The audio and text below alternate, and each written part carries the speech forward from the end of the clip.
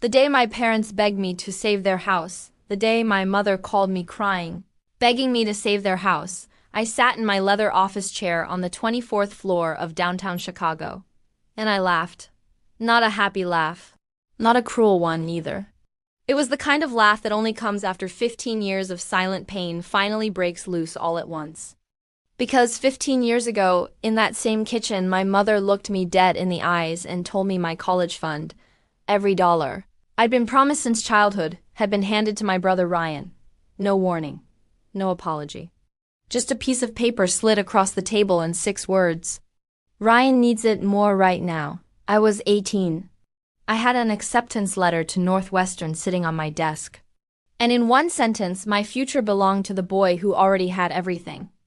If you've ever been the child who was never quite enough, stay right here.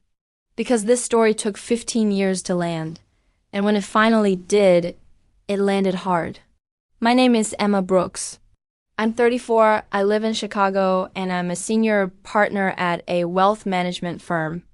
I help people protect their money and avoid the exact disasters my family ran straight into for 30 years. The irony is not lost on me. Growing up in Davenport, Iowa, I was the quiet one. The responsible one, the one nobody paid attention to. My parents weren't cruel in any obvious way. They were something quieter, casually dismissive. And my mother, Linda, had decided early which child was worth her investment. It wasn't me. It was Ryan, 4 years older, effortlessly charming, captain of the football team. The kid everyone turned toward like sunflowers to light. When Ryan got a B, they celebrated. When I brought home a perfect report card at 12 straight A's, a glowing note from my teacher, my mother set it on the counter, said, "That's nice, honey," and walked away to watch Ryan's football highlights.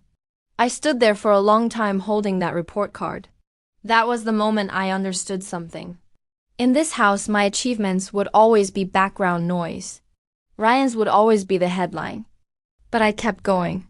By 16, I had a plan. Get into a real college, build a real life, get out of Davenport for good. And the money for that already existed, a college fund my parents had been building since I was born.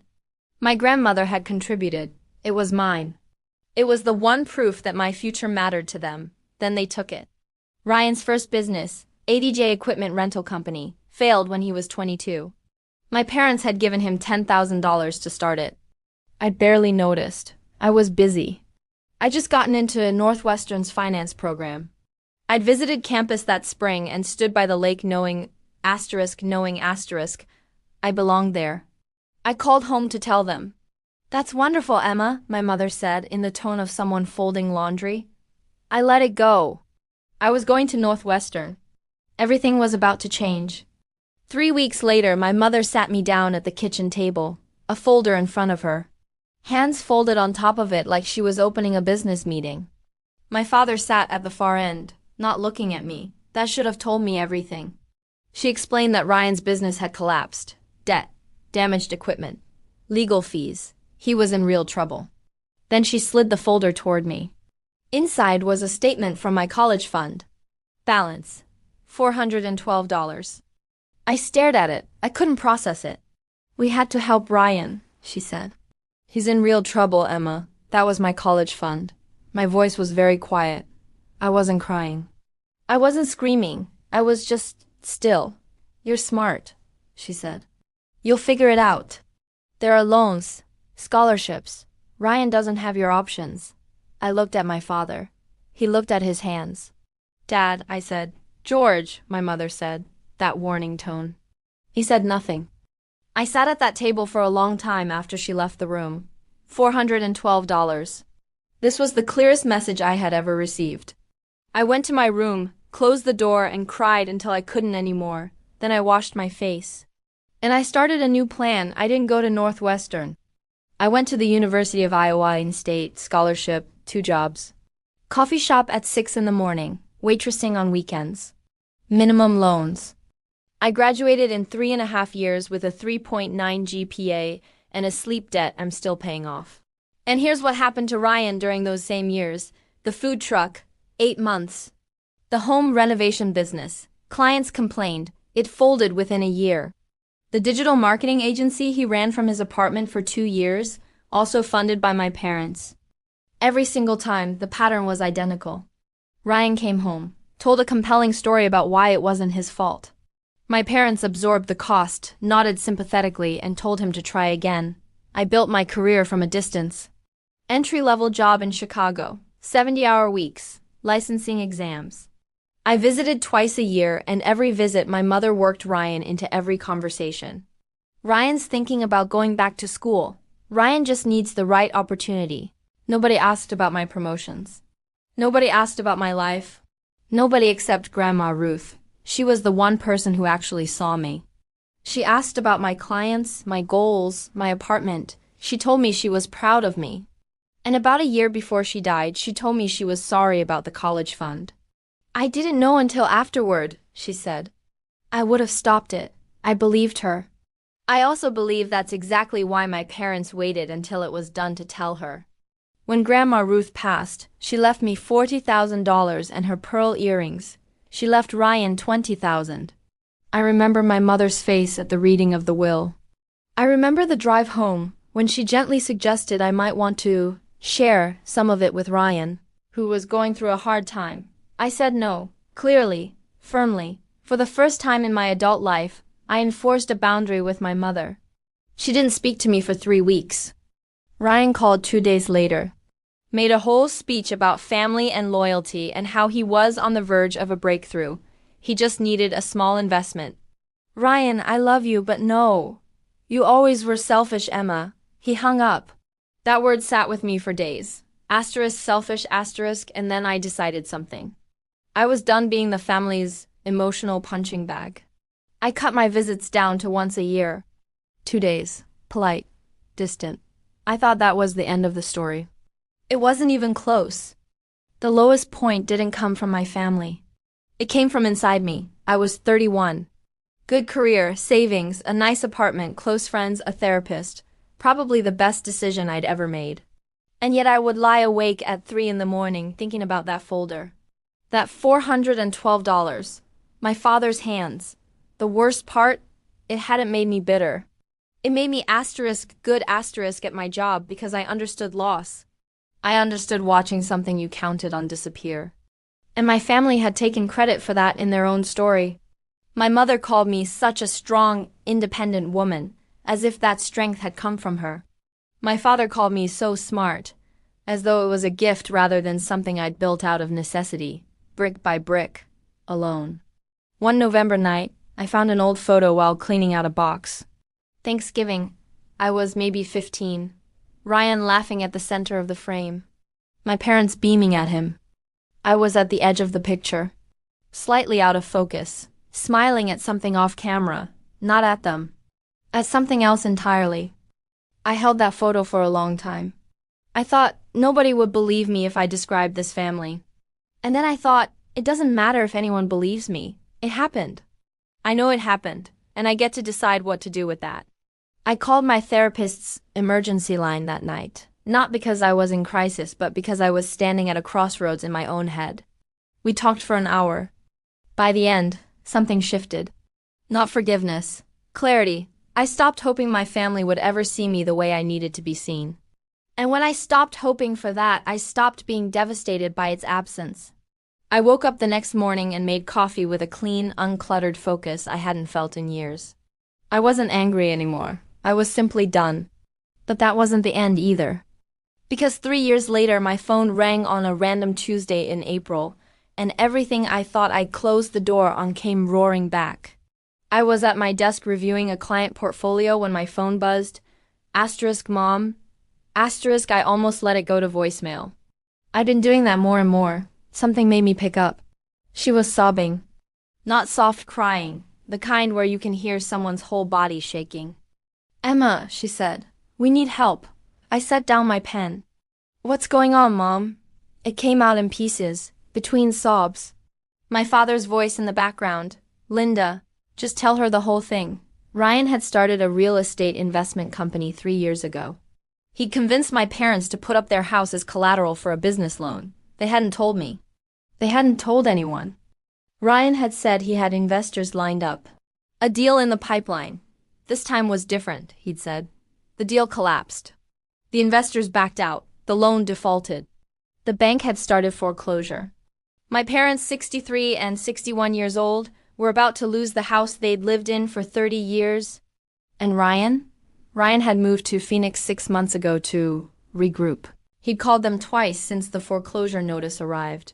Twice. We don't know what to do, my mother said. We need someone who understands this stuff. We need you, Emma. I sat very still. So still that my mother said my name again, voice breaking. Emma? Are you there? I'm here, I said. I thought about that folder on the kitchen table. My father's hands. Grandma Ruth saying she would have stopped it if she'd known. I thought, asterisk, here it is. Asterisk, the moment I never planned for and couldn't pretend wasn't significant. I'll come this weekend, I said. I want to see all the paperwork. My mother exhaled like she'd been holding her breath for months. Thank you, Emma. Thank you so much. I knew you'd. Mom, I said. I'm not promising anything. I'm coming to look. That's all. I hung up. I called Maya, my closest friend. She listened to the whole thing without interrupting. Then said, whatever you decide, you're not obligated to sacrifice yourself. But I know you. You're going to help them because that's who you are. Just make sure you get something asterisk real asterisk out of it this time. I sat with that. Asterisk something real. Asterisk not money, not cheap revenge. Something that would rewrite the family story in a way that couldn't be undone. By Thursday, I had a plan. I had no idea yet how far it would go. I drove to Davenport Saturday morning. 5.5 hours. Audiobook for the first half, silence for the second. I needed to think. The house looked smaller than I remembered. Gutters needed replacing. The porch had a board starting to sag. My mother met me at the door. She looked smaller too. The last few weeks were written all over her face. She hugged me. I let her. I felt the love and the wound sitting in the same gesture, at the same time the way they always had. My father stood up when I walked in. He hugged me without a word, and I held on a second longer than usual. Let me see the paperwork, I said. We sat at the same kitchen table. The wood was worn at the corners now. I spread out everything. The original loan agreement, signed without legal counsel. The payment history, an adjustable rate loan they hadn't understood. The foreclosure notice.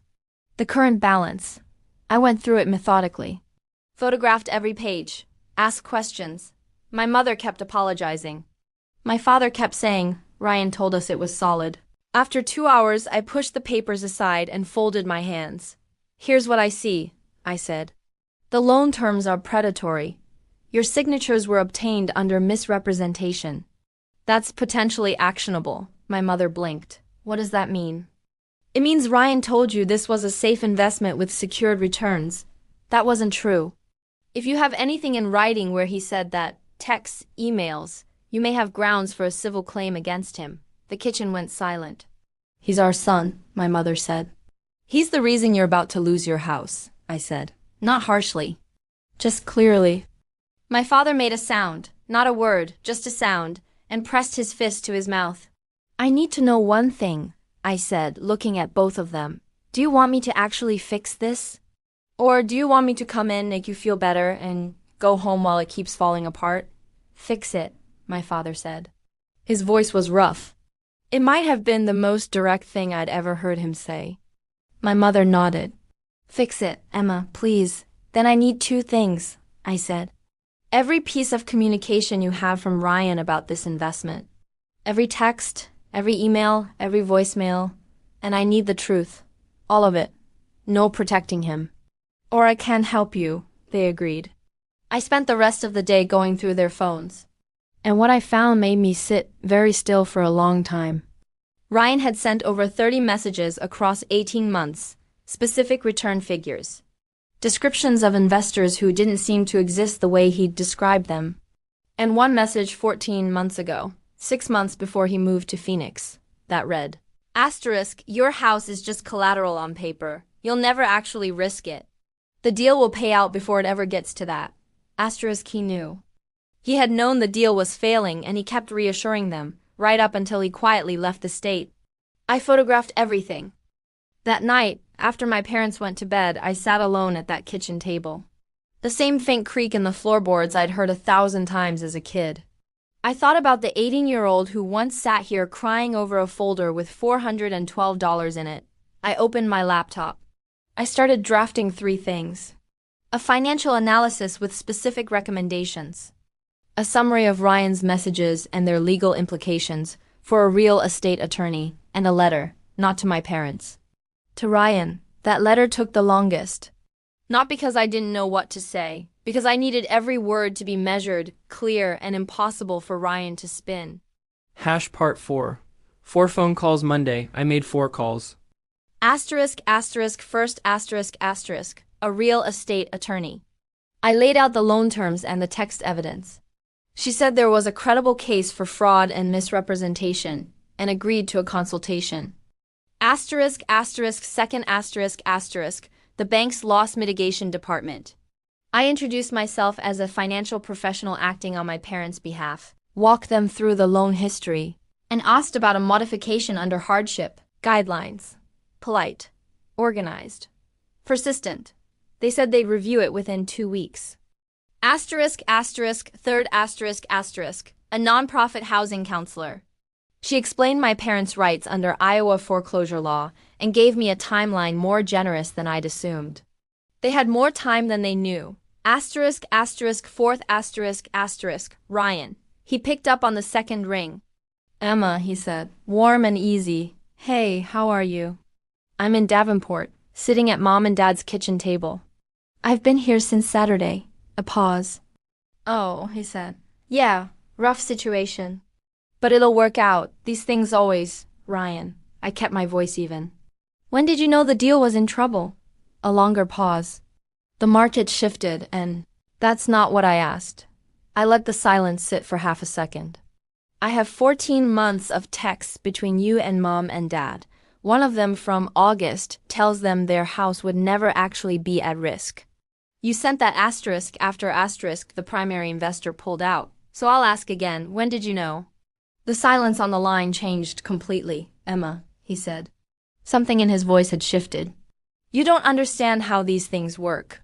I work in finance, Ryan. I understand exactly how they work. I also have a real estate attorney who agrees with me. Are you seriously threatening to... I'm not threatening anything, I said. I'm telling you what's happening. Mom and Dad are facing foreclosure because of a deal you told them was safe. I'm working with professionals on the banking side. Whether there are legal consequences beyond that depends entirely on whether you participate constructively. What does that mean? It means there are going to be some changes, I said, and you're going to be part of them. I'll be in touch. I hung up before he could respond. My hands were perfectly steady. I want to be clear about something. None of this came from anger. The anger had burned out years ago. What was left was colder and far more useful, a complete factual understanding of what had happened and what needed to happen now. Over the next 3 weeks, I worked every angle. The bank came back with a modification offer, better terms, capped rate, manageable payment. I sat with my parents and walked through every number. They signed. The foreclosure paused. Step 1 was done. Step 2 was the attorney meeting. Full documentation. A reconstructed timeline. She confirmed it. A legitimate civil case against Ryan for fraudulent misrepresentation. She was honest about the limits. Suing family is expensive in every way, and collecting from someone with Ryan's track record isn't simple.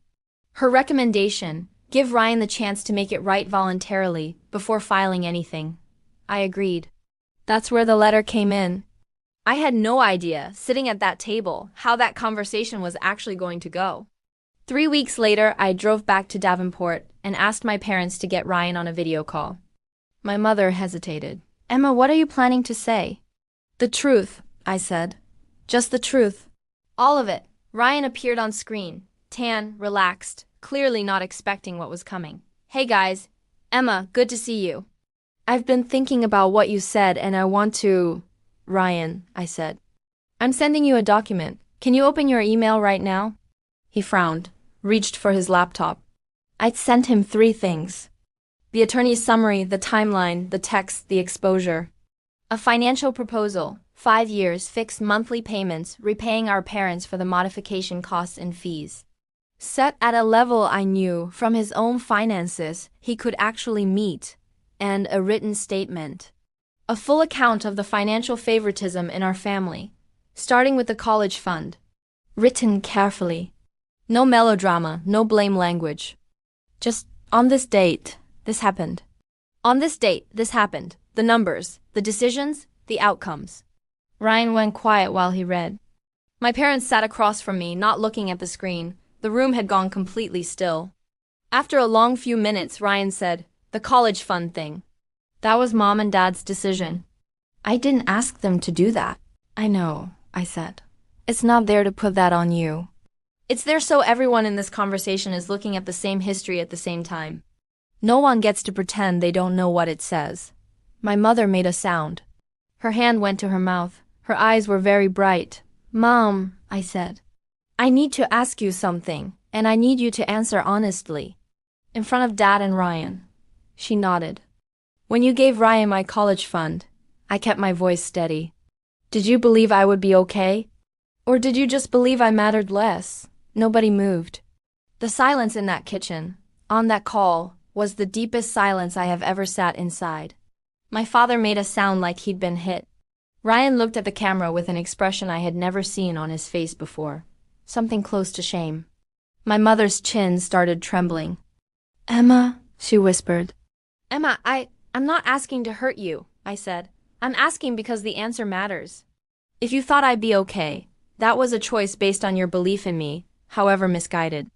If you thought I mattered less, I need to know. I've been carrying that question for 16 years.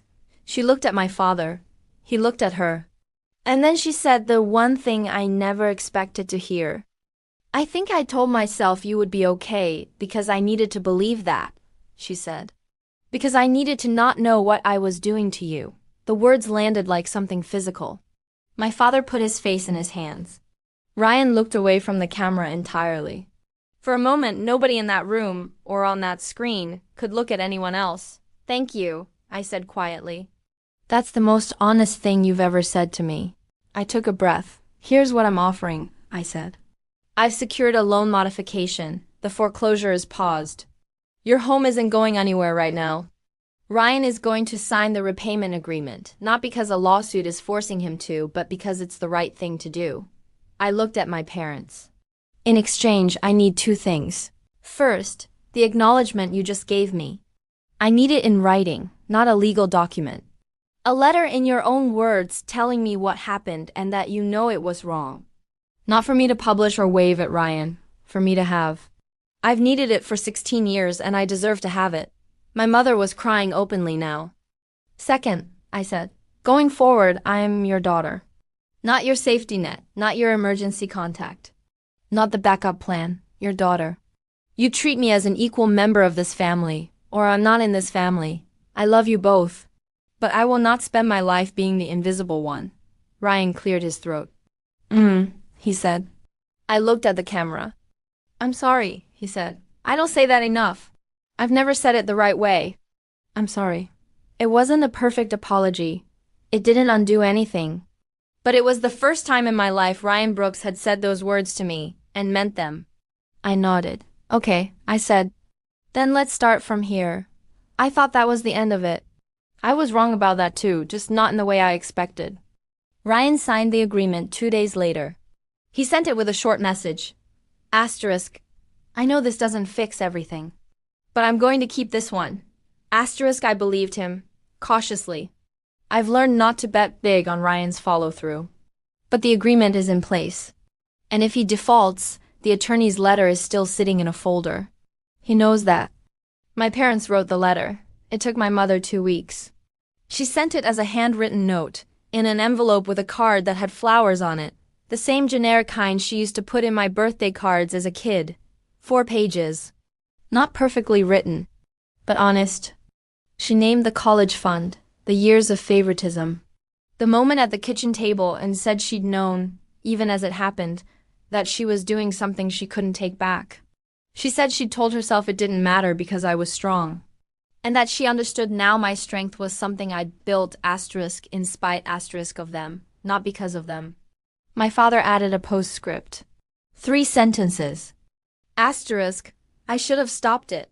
I knew it was wrong and I didn't stop it. I'm sorry, Emma. Asterisk, I read that letter in my apartment with my cat on my lap and a glass of wine on the table. I read it 3 times. Then I folded it and put it in a box at the top of my closet, the same box where I keep Grandma Ruth's pearl earrings and the few other things that matter to me in a quiet, private way. I didn't forgive everything. I want to be honest about that. Forgiveness isn't a switch. It's something you practice unevenly on your own terms, but something released.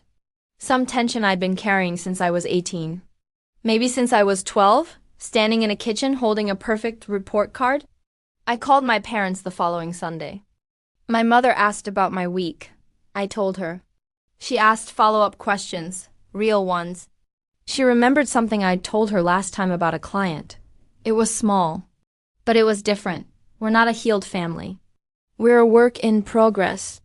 I visited for the 4th of July for the first time in a decade. My mother made potato salad. My father grilled hot dogs and complained about the heat. Ryan called in from Phoenix, still working on something he says is different this time. Maybe it is. I've stopped predicting Ryan. What I know is this: he's making his payments. He calls our parents regularly.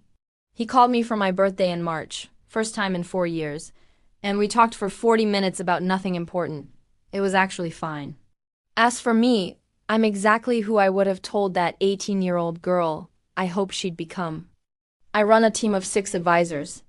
I'm buying my first property, a 2-bedroom in Lincoln Park. I fully intend to name after myself. I still see my therapist monthly. I believe in maintenance.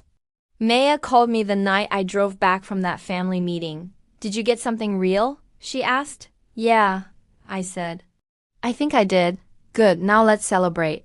We got Thai food and watched a movie, and I cried once, for reasons completely unrelated to my family, which honestly felt like progress. I think about that 18-year-old sometimes. The one who stood in the kitchen holding a perfect report card. The one who drove to Iowa City with a car full of boxes and 2 part-time jobs waiting. I want to tell her, it takes longer than it should. It costs more than it should, but you get there. And when you do, when you're sitting at that table at 34, with the paperwork spread out and the truth finally on the table and your own voice finally saying the things that needed to be said, it's worth every mile. Every morning at the coffee shop, every weekend at the diner. Every hour you spend building something from nothing because someone else decided your foundation didn't matter. It mattered. You mattered. You always did. Here's the lesson I carry out of all of this. Not that revenge is sweet, because what I did wasn't revenge. It was reclamation. I reclaimed my voice, my history, my place in my own family, and I didn't do it by burning anything down. I did it by walking in with a clear head, a folder of facts, and the quiet belief that I deserve to be seen. The people who are supposed to protect you won't always do that. You can spend your life waiting for an apology, or you can build something so solid, so real, so entirely your own, that when they finally call, when they finally need you, you answer from strength instead of need. You answer from the 24th floor, with your name on the door, and a choice that's entirely yours to make. That's the only revenge worth having. The one where you win by simply, finally, being free.